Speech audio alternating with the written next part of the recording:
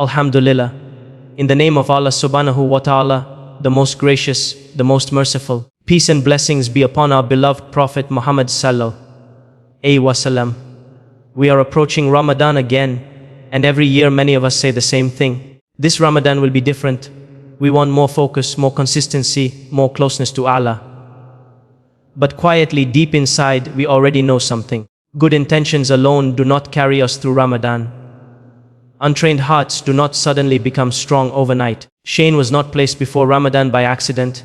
It is a space, a pause, a preparation, not for the body alone, but for the Nafs, the inner self. Because the real struggle is not waiting for us in Ramadan. It is already inside us now. Our habits, our comfort, our resistance to change, our attachment to ease. Many people think the battle is against Shaytan, but Shaytan only whispers.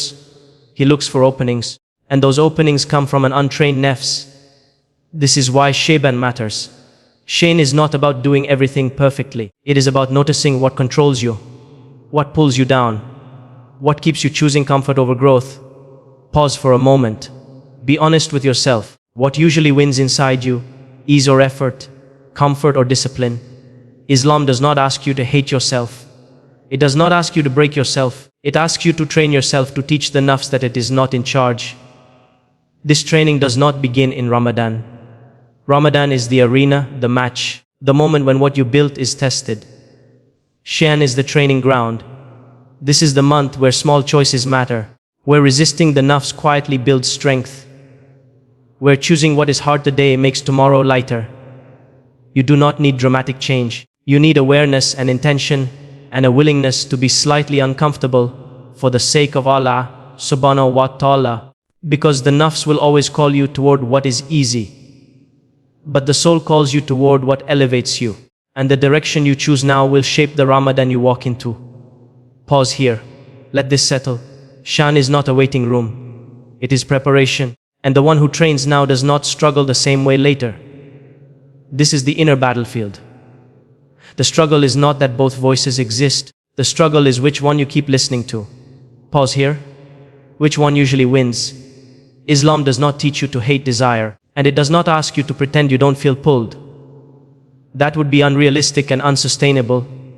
Instead, Islam teaches control, learning when to say yes and learning when to say no. Think about an argument.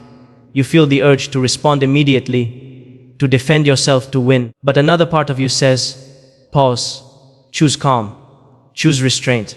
That moment right there is training. Or think about scrolling late at night. You know you should stop. You know you'll feel worse tomorrow. But the Nafs whispers just a little more. These moments don't look spiritual, but they are, because training the Nafs does not only happen in prayer. It happens in choices. Islam balances the body and the soul. It does not shame you for wanting ease, and it does not praise you for suffering without purpose. It teaches you to lead the Nafs. When the Nafs is left in charge, it always chooses what feels good. Now, sleep over effort, silence over truth, comfort over growth.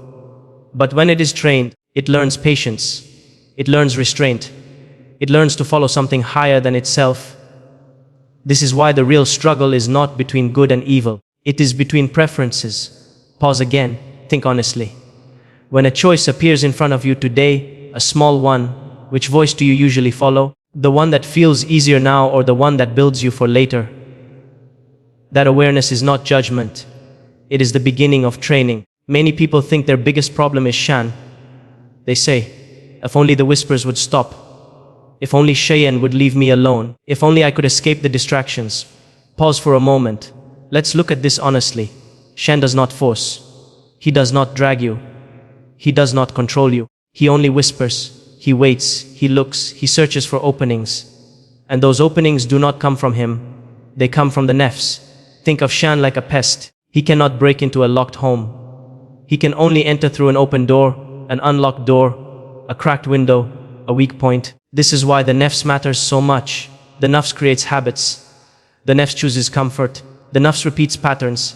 Shaytan simply takes advantage. Pause here. This is important. Ramadan restrains Shaytan, but it does not erase habits. This is why many people feel confused. They say, why am I still struggling in Ramadan?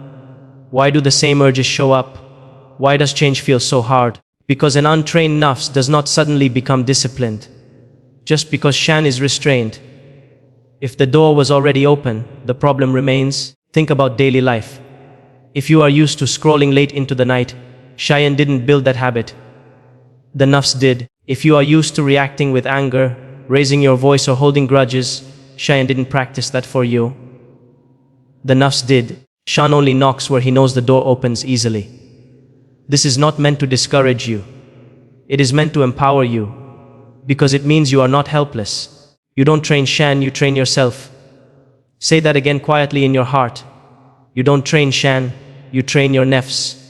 When the nafs is trained, Shan's whispers lose their landing place. They still come, but they don't stick, like rain hitting a sealed roof. It falls, but it does not enter. This is why Shaytan is critical. Shaaban is where you start locking doors, strengthening weak points, closing gaps you ignored, not with force, not with extremes, with awareness, with repetition, with small consistent choices. Choosing restraint when it is uncomfortable, choosing discipline when no one is watching, choosing growth before Ramadan arrives. Pause here. Ask yourself gently, where are my doors still open? Which habits give Shan easy access? This is not blame, this is clarity. Because once you see the door, you can guard it. And when the nafs is guarded, the whispers lose their power. That is how real change begins. Every single day you are making decisions that shape you. Not the big ones people see, not the ones you post about, the small ones, the quiet ones, the ones no one applauds. And most of these decisions come down to one thing: preference, comfort or growth, ease or effort. Pause for a moment. This choice happens more often than you realize. The dunya is not only money, it is not only houses or cars or status. The dunya is ease, it is ego, it is attachment to what feels good now. It is choosing silence when truth feels heavy. It is choosing sleep when discipline calls. It is choosing comfort when growth asks something from you. Think about your day. You know you should stop scrolling, but your hand keeps moving. You know you should apologize, but your pride tightens your chest. You know you should wake up earlier, but the bed feels warm and forgiving. None of these moments feel dramatic, but together they build a direction. Pause here. Which direction do they usually build for you? Loving the dunya too much does not always look obvious. Sometimes it looks like avoiding discomfort at all costs, avoiding difficult conversations, avoiding discipline, avoiding change, and slowly, without realizing it, your resolve weakens. Not because you are bad, but because you keep choosing what is easier. Islam does not ask you to abandon the world. It asks you not to let the world own you. Allah subhanahu wa ta'ala did not create comfort to destroy you. He created it to test what you prefer. Spiritual strength is not built in moments of excitement. It is built quietly, in choosing to pause before reacting, in choosing to stop when you could continue, in choosing effort when comfort feels louder. Think about the gym. No one becomes strong from one intense workout. Strength comes from repeated, quiet resistance. The soul works the same way. Each time you resist the lower pull even slightly, you build firmness. Each time you choose the higher call, even when it feels small, you grow. Pause again. Let this land. This struggle is not about perfection. It is about direction. Not about never choosing comfort, but about not always choosing it. The nafs grows strong when it is never challenged, and the soul grows strong when it is consistently preferred. So ask yourself gently today, when no one is watching, when no one is counting, what do I usually choose? Comfort that fades or growth that lasts? This awareness is not meant to shame you. It is meant to wake you up. Because once you see the pattern, you can change it. And small changes made daily shape a very different heart. Many people treat Shaaban like a waiting room, a quiet month, a background month, a time where we tell ourselves, Ramadan is coming, I'll start then. But that mindset costs us more than we realize. Ramadan is not practice. Ramadan is performance. It is the arena, the test, the moment when what you built is exposed. Shaytan is where the building happens. Pause here for a moment. Let this shift settle in your heart. You don't enter a match without warming up. You don't expect strength without conditioning. And you don't expect a transformed Ramadan without preparation. Shaaban is not about pressure. It is about readiness. Think about physical conditioning. If someone who never exercises tries to train like an athlete overnight, what happens? Injury, fatigue, quitting. The soul works the same way. Growth does not come from shock. It comes from steady pressure. This is why consistency matters more than intensity. Doing a little every day is far more powerful than doing a lot once and collapsing. Pause and reflect. Have you ever started something spiritually with excitement only to abandon it weeks later? That was not a lack of sincerity. It was a lack of pacing. Islam teaches effort with mercy. You push yourself, but you also allow rest. You stretch your limits, but you don't tear yourself apart. The goal is not to punish the nafs. The goal is to condition it. Conditioning means you challenge it, then you allow recovery, then you challenge it again. This is how strength builds. Small habits done regularly. Small resistance repeated daily. Not everything needs to be hard. Not every act needs to be heavy. Some days training looks like waking up earlier. Other days it looks like stopping earlier. Some days it looks like pushing through effort. Other days it looks like protecting your heart from overload. Pause here. Ask yourself honestly, am I trying to grow or am I trying to punish myself? There is a big difference. This journey is about growth, not punishment, about becoming steadier, not stricter, about building a soul that lasts. Allah subhanahu wa ta'ala does not love burnout. He loves consistency. A heart that returns again and again. A servant who keeps showing up even when tired. A believer who does not quit because progress feels slow.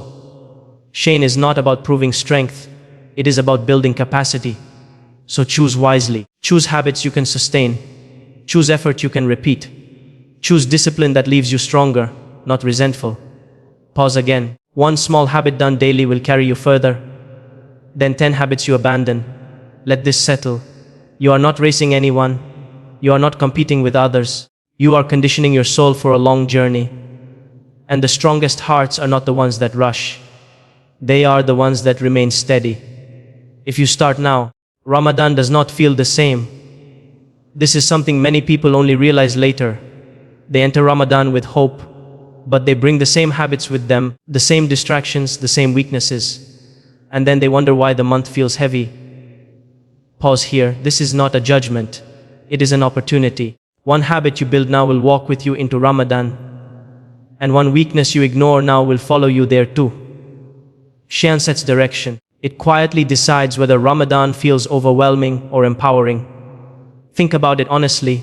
If prayer feels rushed now, it will feel rushed then. If discipline feels foreign now, it will feel heavy then. But if effort feels familiar now, Ramadan feels lighter. This is the good news. You do not need to change everything. You need to change direction. Small preparation counts. Quiet preparation counts. Consistent preparation counts. Think about your future self. The version of you 10 days into Ramadan, tired, hungry, trying to stay focused. What would help that version of you right now? One earlier bedtime, one controlled habit, one daily moment of restraint. Pause for a moment. Let this question sit with you. What can I train today that my future self will thank me for? Not tomorrow, not next week, today. Shaytan is generous in this way. It does not demand perfection. It rewards intention followed by action. Even small steps, even imperfect steps. One resisted urge today makes the next one easier. One disciplined choice now builds confidence later. And slowly, without noise, without pressure, your heart becomes more ready. Allah subhanahu wa ta'ala does not ask you to arrive in Ramadan flawless. He asks you to arrive prepared. Prepared to try, prepared to resist, prepared to return. And preparation is not dramatic. It is choosing effort when ease is tempting. It is choosing growth when comfort feels louder. It is choosing to begin. Pause again. You are not late. You have not missed your chance. Shaytan is still here. And every day you choose to train, you change what Ramadan will feel like. Not because Ramadan changes you magically, but because you changed before it arrived. Start small. Start honestly. Start today. Because the heart you train now is the heart that will stand stronger later. And your future self will feel the difference. As we come to the end of this reminder, let's slow down for a moment. Not to rush into action, but to let clarity settle. The struggle was never only outside, it has always been within. Shaaban was never meant to be empty time. It was placed here for preparation, for training, for quiet rebuilding. And real strength is not built through extremes. It is built through small, steady discipline. What you choose daily shapes who you become. Pause here. You do not need to remember everything you heard. You only need to remember a few simple truths. The struggle is within. Shame is preparation, and small discipline builds lasting strength. That is enough to begin. Now let us turn our hearts gently to dua. O Allah, give us strength over our desires, not by breaking us, but by guiding us. O Allah, give us consistency when motivation fades and firmness when ease calls louder. O Allah, place in our hearts a love that prefers what pleases you over what only comforts us. O Allah, help us train our nafs with wisdom, with balance and with mercy. O Allah, allow Shaaban to prepare us and allow Ramadan to be accepted from us. Grant us a Ramadan that changes us not because we were perfect, but because we were sincere. O Allah, accept from us what is small and bless it with growth. Pause for a breath. If this reminder reached you at the right time, don't let it pass without reflection. You don't need to make loud promises. You don't need to announce big goals. Just make one quiet commitment, one habit to train, one weakness to address, one small discomfort to choose for the sake of Allah subhanahu wa ta'ala. And if you feel comfortable, share that intention in your heart. You may also choose to share it in the comments as a form of quiet accountability. And if you would like to continue these reminders as we prepare for Ramadan, you are welcome to subscribe and walk this journey together. Take a moment now, not to rush, not to pressure yourself, but to begin. Because the one who trains gently today stands stronger tomorrow. And the heart that prepares now enters Ramadan. Ready. May Allah subhanahu wa ta'ala accept this from us.